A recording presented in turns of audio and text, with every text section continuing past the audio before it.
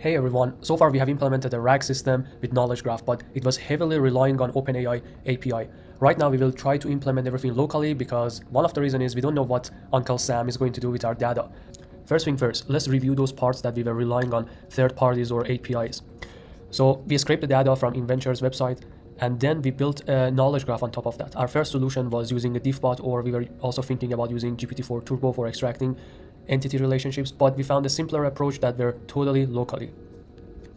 For GraphDBMS, we use cloud version of Neo4j, but Neo4j also provides a local version of that you can have your DB initiated and created, and then you spin it up, and then you are able to open a browser interface to interact with the visual representation of your graph. And I have already created the graph. We can check it out here. It has category, company, session, and a speaker. Let me visualize this graph. Call db.schema.visualization, and here we are. The third part was our Raptor architecture for our RAG system. In the generation of the summaries, we had to use OpenAI API for generating the summaries, but right now we are using local language model, and I'm using Mistral model for this purpose. But it is not very convenient to have your language model and then you try to write a interface for that. For this purpose, we already have a software called LM Studio, and then you can come here and download your favorite model from GitHub or Hugging Face repository, and then you can chat with the model here. First of all, you need to load that. If I load the model, you see here that it is taking, let's wait for the model to finish loading. It is taking 4 GB because I'm using a compressed version of Mistral. So let's ask it the question, who are you? I'm an artificial intelligence language model designed to blah, blah, blah. Okay, then it has also a nice feature that you can use LMS Studio to have an interface over your model to allow API calls to your local server. But keep in mind that you have to load the model. And if you are going to use embedding, you also have to load that here. We will talk about that shortly. So we had our RAG system, and then which required some pre-processing like summarizing the clusters, and then we had embeddings. We had to generate embeddings for our documents so that we can store that in our vector DB. For this purpose, I'm using local nomic-ai embeddings. Previously we were using OpenAI embeddings, which were not local. So right now we need to load the model so that we can later call it for generating embeddings. And generating cipher queries, if you remember from previous sessions, we had to generate cipher query for querying the graph. And then at the last part, we need to have a language model capable of Q&A and also chatting so that it can narrate the result that we have got from cipher or answer our general questions or summarize the documents. In the second part, we try to justify our effort. And you might say, Reza, why should I bother about privacy? I have nothing to hide. And then I would refer you to this great quote which says, if you don't care about privacy because you have nothing to hide, is no different than not caring about freedom of speech because you have nothing to say. And this is so true, which means at the end of the day, even if you don't have anything to hide, your indifference towards privacy will have an impact in society, and at the end of the day, we will all pay the price. The second question that you might ask is, isn't this so lovely that Uncle Sam is taking care of all those dirty stuff and we need to just call his API? Then I would say that this is exactly what happened in the East, the concentration of power that happened, which wreaked havoc. And I feel like the history is happening right now, unfortunately, in the East, in the West, but in another form. The power right now is based upon computational power, the resources that you have for computing those large language models or large general artificial intelligence, and also data. So right now, all of that computational power are at the hand of a couple of big tech companies, but they don't have all the data of people. But if you let these, your data, your juicy details of the documents that you have in your company or your personal documents, if you let that go and all of those companies get access to that and they can run their model on your data, you have no power left. And that concentration of power is a little bit alarming to me. I'm not sure about you. Third part, loading libraries and necessary environmental variables. So let me run this cell, which prints the current Conda environment that I have created, and in this cell I have freeze the pip all the libraries that I have and provided this txt file, and then you can later run this by pip -- requirement and then the name of this txt file to exactly set up the same environment for replicating the result that I'm showing you right now. So let's import the libraries and then play around with the server, with the local server. And the nice thing about the local server that we have is totally compatible with the previous syntax that we had and with OpenAI. So the only thing that you need to do is passing the local URL of your model and then your API key. And they are all available in this LM Studio. You can find the code here for different purposes and different languages. All right, so let's test this model by prompting that to introduce itself, and then we ask the language model to write a Cypher query for returning the whole graph. We got an error. What is this error? Request. I think we didn't load the language model. Okay, we didn't start the server. So let's start the server, and we have loaded the models. That's fine, but we didn't start the server. Now let's run the query again. So it's generating the query in a pretty reasonable speed, and this is the Cypher query, which is accurate. And I prompt the model to only return the Cypher query with no explanation, so that I can take this and pass it to my other models for running this query. Then the other parts, handling data or handling the modeling designing, is the same as before, the same as evaluation. And for deployment and maintenance, we get into the details of running these parts locally. First, we need to unzip the file. I have already done that and added all other different files that were necessary. And then they are also available on the GitHub repository of this video. And then we have to establish connection to our local server. As you see, the IP address is localhost. So we are connecting to the DB that I have created locally, and then you have to go through the rest of the code that we have here for creating the graph based on the JSON file of the dataset that we have. I've already described that in the previous video, and I have already ran the code. I don't go through that again. So you load the JSON file, you can query the graph, and it will return the first node. You can limit that to 5. It will return 5 nodes. And then we have graph schema. We can print that out here. We have different nodes like category, session, company, speaker with different relationships. Okay, now we will get to the RAG part. As you remember, we had 3 different parts: RAG, knowledge graph, and RAG plus knowledge graph, both working in tandem and together to answer the question appropriately. So the first part is using RAG system, and then for this purpose we need to load the txt files and establish a connection to our embedding server as well. We have already established a connection to our language model, but we have to connect to our embedding as well. And then we can run this code to create embedding for these 2 documents, these short documents that I have here. And as you can see, it returned the embeddings and generated them fairly quickly, within 1 microsecond. And then we get into the model that is for summarization and narration of the result. So we will establish a connection to the model, then we will create a template for our RAG system. The template is give a detailed summary of the documentation provided, and then we pass the documentation or the context. So let's run that by using one test document. I have grabbed this test paragraph from the Wikipedia page of David Goggins. It is not more than, how many words is this? It's 400 words. So let's summarize this and see what we will get. So it is still summarizing the model. In the background, if you go to the background of LM Studio, you see that it is generating the words one by one. You can actually stream that here as well, but I didn't want to make the code complicated, and I just print the final result after the generation is completed. Okay, it finished the result and the generation and returned the result completely. So if you run the next cell, you will get the result. The documentation provides an account of the early life experience of David Goggins, and she took the children to live with their grandparents in Brazil, Indiana, and Navy SEAL. It seems pretty accurate and also coherent. So we are good with the language model that we are using right now for narrating the result and summarization. So let's go to the other parts. And for generating the result or generating the Raptor summaries that we need for the Raptor architecture, honestly, I ran the code on my laptop, but at the middle of the running, I realized that my laptop is getting very hot, and I had the experience of burning one of the SSD cards of my previous laptop, so I avoided to run this experiment on my laptop. And the better option or more reasonable and rational choice for this for the pre-processings that are heavy and you are going to run that over a lot of documents is using a local GPU machine, and then you can run that safely on that GPU machine because it is designed for that purpose and not multi-purpose laptops.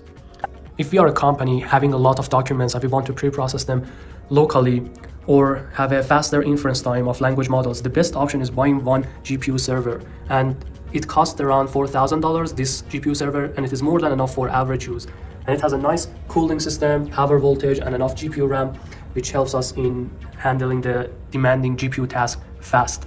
But using our laptops are not necessarily the best option because they are not built for this. And I use the previously generated result.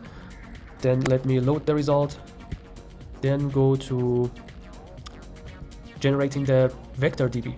And vector DB first needs to get the vector representation of documents. And for generating the vector representation of documents, we send them to this model, nomic-ai, and it will get generated locally, and it will return the result. So if we run that, it will take around, I guess, 30 seconds. Then we will have the vector DB ready. So the next part is having a RAG chain, which takes care of the chain for RAG system. And we are going to ask the same questions as we did previously, like tell me about the inventor at general, and also how many sessions did Laura participated in, and how many sessions did we have in total. They are not going to be accurate. We already know why and how, but let me run that again since for the purpose of running them locally. If you go to the background again, it will send a request, and then the model starts to generate the tokens auto-regressively, one by one. It will generate the next token, and it will concatenate to everything that was previously generated, and then continue this loop until we reach the until we generate end of sentence or end of sequence a special token. So it is done right now. Let's go and run the second cell. It took 30 seconds. So they are not going to generate a correct result, and we already know the reason. The next part is having our knowledge graph code running. So again, we need to establish connection to our local server, to our local DBMS. Then we don't need these parts. Let's refresh schema and get the schema, return one node to make sure that the database is running. Then we have our cipher chain. Then we can run the same questions using Graph DB. So it will pass the request to the language model that we have. Then it will start generating the cipher and answering the question based on the cipher result. So it's got done, and let's wait for the final result. So it seems that the query is generated appropriately, is correct, and we should have the result here. Yeah, so this is the final result that you can print to the user. Let's go and check the next question. Let me stop this. First of all, let's ask the second question. How many sessions had a speaker named Laura? So if you run this query, it doesn't work. It will generate the cipher query in a wrong way. It will generate the query from speaker to session, but the relationship is reversed in the graph. So in order to help the model, I'm passing the graph schema as well. So you cannot just plug and play with these language models and hope that they will come up with a accurate answer. In this case, it is true that our language model is not totally efficient and intelligent as other models like GPT-4, because first of all, we are using a compressed version of that, and then second of all, the local language model that we are using, Mistral, has significantly fewer number of parameters than those language models that you can run, that you can call with APIs. So it is expected to have a little bit discrepancy and inefficiency, but you can use prompt engineering to fix that. Right, so it generated the cipher query correctly, unlike the previous question that we asked, and then it narrates the result. So let's go to the third question and ask the language model. It will again generate the answer appropriately. Yeah, 186, which is the answer. Okay, the last part is having knowledge graph and RAG both together. So Imagine that we have called our RAG system with the third question and also with our knowledge graph with this third question. So we have two different answers, and then we pass them to knowledge graph, to our language model, to generate the final result, the final answer. And if we implement a template in this manner, you are given a question and an original answer and a supplementary information from knowledge graph. Your job as an accurate assistant is to enhance the original answer with the supplementary information if given, if we generated any information based on knowledge graph. You should rely more on the knowledge graph information if given. So I am passing the query, the RAG answer and the cipher answer, the knowledge graph answer. And if we pass that, so our knowledge graph answered, we have 186 sessions. The answer is 186, and our RAG system generated this result based on the provided context. 5 sessions were held. So that is where I was suggesting you to do more prompt engineering to handle the situation that results from knowledge graph and RAG system are irreconcilable. So if we run the model, it will generate in the words in the background, but let's wait for the final result to discuss that. Okay. So based on the original answer and the supplementary information from the knowledge graph, a total of 8 sessions were held at the inventor under the given categories. However, the knowledge graph indicates that there were actually 186 sessions held during the event in total. So you have to play around with the template so that the model ignores the information from RAG if they are incompatible with the information from cipher. I think you notice that we also have another problem here. It is telling us that a total of 8 sessions were held at the inventor event under the given categories. However, the knowledge graph is indicating another number. But the thing is, our original RAG answer was we have 5 sessions, and the model is not is hallucinating. So I think the problem is with the compressed model that I am using right now, because language models are not, current language models especially, are not hallucinating in this level. And the last part is having a streamlit running. I have already ran that in the first video. Alright, in order to make sure that the UI is working, I ran the code, and I have to mention a couple of things. That don't forget to write the code, the imports in mylibs.py file. By running this cell and having this line of command at the top, it will write the code, this cell, into your folder. It will write this file into your current folder. So if we ls here, we will see that we have mylibs.py, and then you can comment that out for and then you have to go to the model, to the UI that we have here. Again, run this code to write the file, to write the cell in app.py, and then let's run it. Chatbot. Okay, so let's run it in our app.py, and then we have this app.py here. Once you have that, and then you can run streamlit to have your interface locally. This is nothing than the code that we had already used before, but it wraps it around a streamlit interface so that it can be deployed or used by final users. So let's wait for the graph to spin up, and it's ready. Let's ask how many sessions did we have, and press enter. So it will send this request to the background, and then the model sends the whole input to the model, and then it will generate the result autoregressively. It means generate the result, the tokens one by one, until the last token is generated.